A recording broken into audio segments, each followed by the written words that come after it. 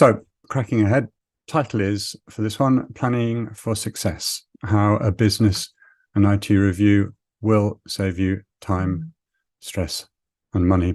The agenda for today, we're going to start off with going through some acronyms.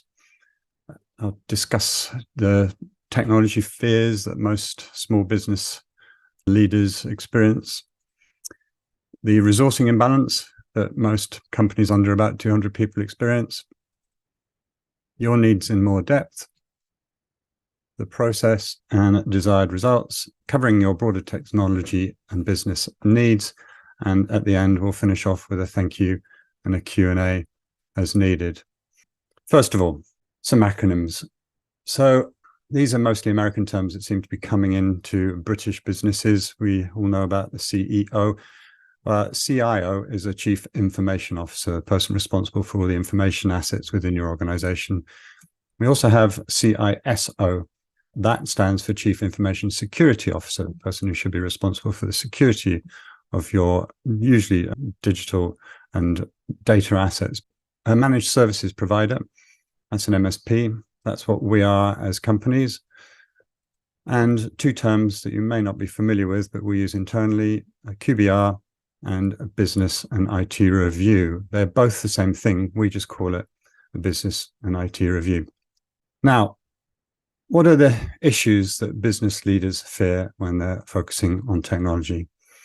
Well, first of all, the main thing is business results. Technology must drive business results. Gone are the days of IT being viewed as a cost center. Security threats. Increases in data breaches and ransomware attacks are not just horribly expensive, the reputation risk is often worse than the event itself.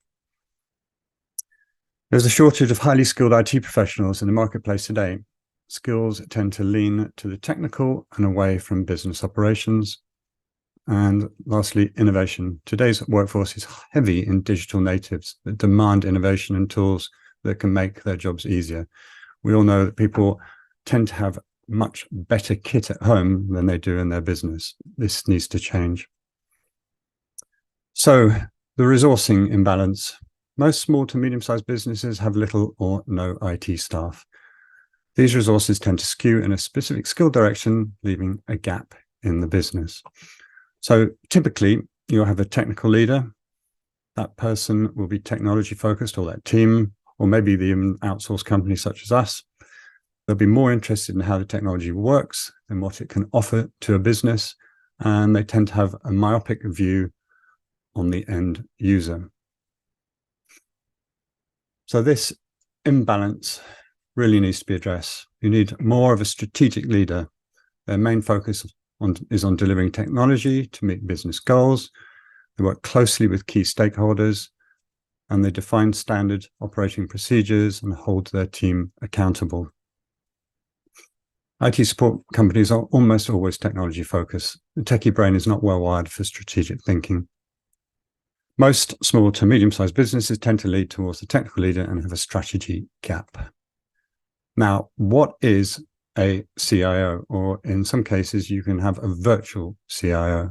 Now, this person should bridge the gap between tactical operations and business strategy to drive better business outcomes. So typically, operations consists of IT leadership, vendor selection, performance reporting, and coaching.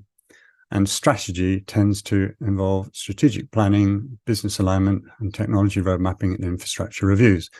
Now, there needs to be a focus on both. And how do you find someone who can, or even an external company who can do both? The vCIO mindset requires a resource that is strategy-minded and results-orientated. They need to be experienced in executive leadership, working with executive leadership and key stakeholders to bring solutions that push the ball forwards and drive business achievement. Finance optimization, thorough due diligence and vendor assessment to ensure all projects meet budget requirements. Seeks automation to maximize or reduce human capital spend. Security best practices, of course. Innovation will not be at the expense of security and data protection. Responsible for regulatory compliance, reporting, and setting security policy and systems to ensure safety. Business operations, tasked with the oversight of day-to-day operations, implements a continuous service improvement methodology to continuously meet or exceed operational metrics.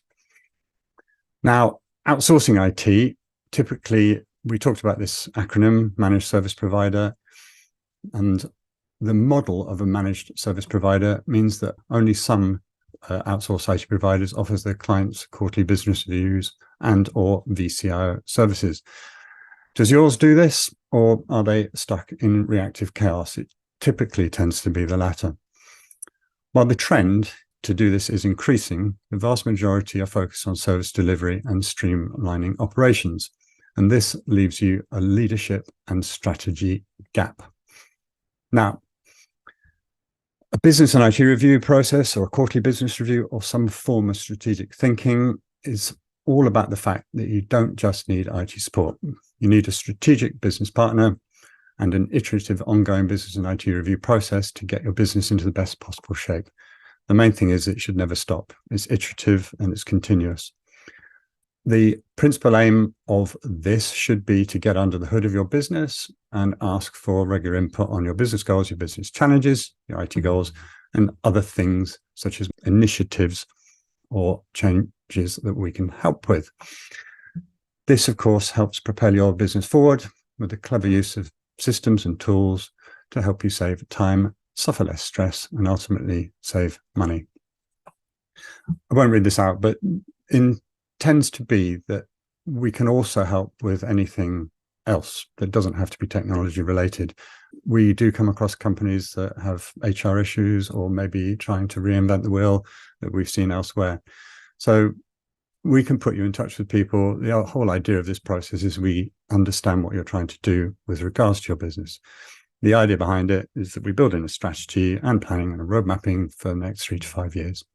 And it, of course, helps with the one thing, planning, that is pretty hard to do, get stuck in operations. There's a little screenshot of the tool we use. There are many out there, but this is the one we're using. Now, the 5 stages of a business and IT review that we carry out internally. 1 is the company review.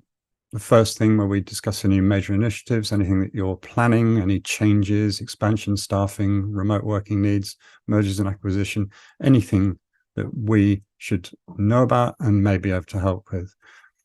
The second stage is your strategy review. We ask you about your company goals and challenges, also, of course, any IT goals, any initiatives, and refine them as needed. And this is done, again, quarterly, 6 monthly, sometimes even monthly with the larger companies. We can add to this list, and of course, we'll highlight progress made on it from the last meeting. Your IT review consists of a scorecard and exception report. This scorecard is built of a list of about 100 and something questions that we do to get under the hood of your particular technology needs, but it is a constantly iterative process as well. So we come back for more and more questions quarter on quarter. There is a score that's given, and of course, this gives us something to focus on. And we do talk about things being best practices, technical vulnerabilities, or a business risk in this as well. Recommendations. This is where we offer recommendations, read the IT review, as well as other recommendations we have that will help you reach your business and IT goals and overcome your challenges. Finally, you'll get a roadmap on the recommendations, gives you obviously a visual timeline and budgeting, which is rather important, obviously, for the next 1, 3, 5 years, as far forward as you like to project it. It's a quarterly cycle. And yes, we will rinse and repeat it every quarter. So what's the end game? The past? Well, the past was break fix. You phoned us or you dealt with your particular IT company. If it was broken, they'd fix it. And that was pretty much it. There was no strategic thinking, no planning, and that was it. The present, well, nowadays, hopefully, we've all got a better focus on systems management and not just fixing stuff.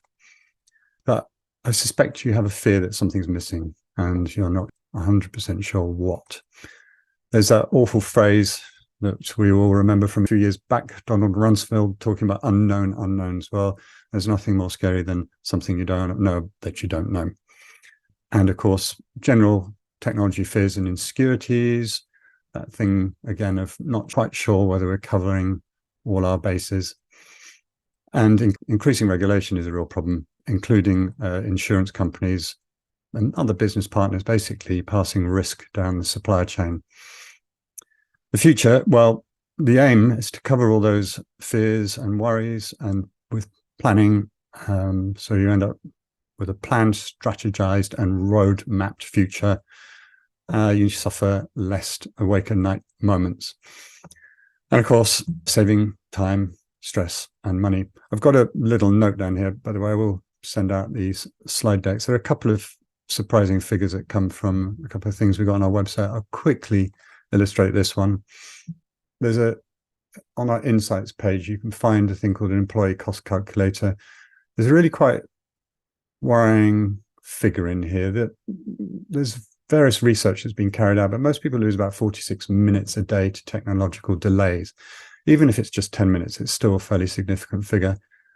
Here we've got someone earning 35,000 a year, roughly 5,000 a year in overheads, one employee, employee's pension, employer national insurance. That's how much they cost a year. And this is how much 46 minutes of their time is in wasted wages.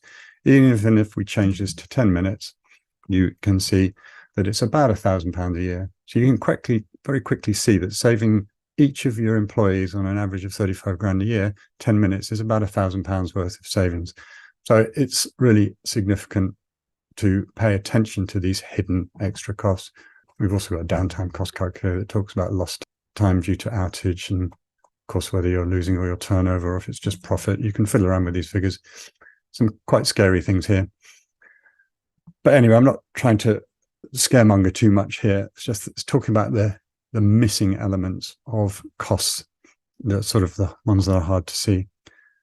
Anyway, how should your broader technology needs be covered? Well, your information technology needs to pretty much branch out into two arms. One is your day-to-day operations, IT support and management, and the other main side is you'll need is projects, ad hoc and occasional project work. Now, what should be happening within the day-to-day operations, the IT support management side is, of course, you get support. We're all used to that, but you should really be on it with regards to security, and you should have an iterative business and IT review process sitting behind all this. And of course, with projects comes solutions and procurement. This should all be wrapped up in one department, or if you're outsourcing, a company like us. And of course, what they must do is be both technical and strategic. They must plan, they must budget for you, must provide you with road mapping, and they should give you this vCIO or vCISO element that you're maybe missing from your company that we talked about earlier on.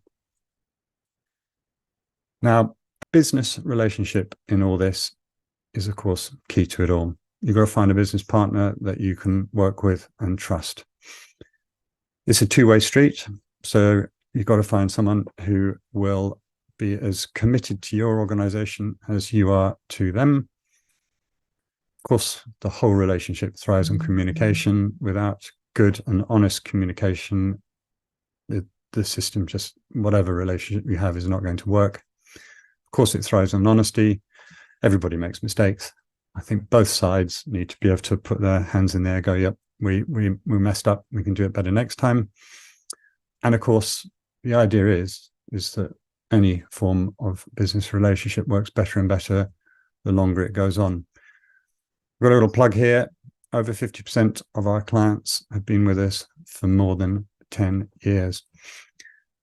And a little rising balloon celebration there.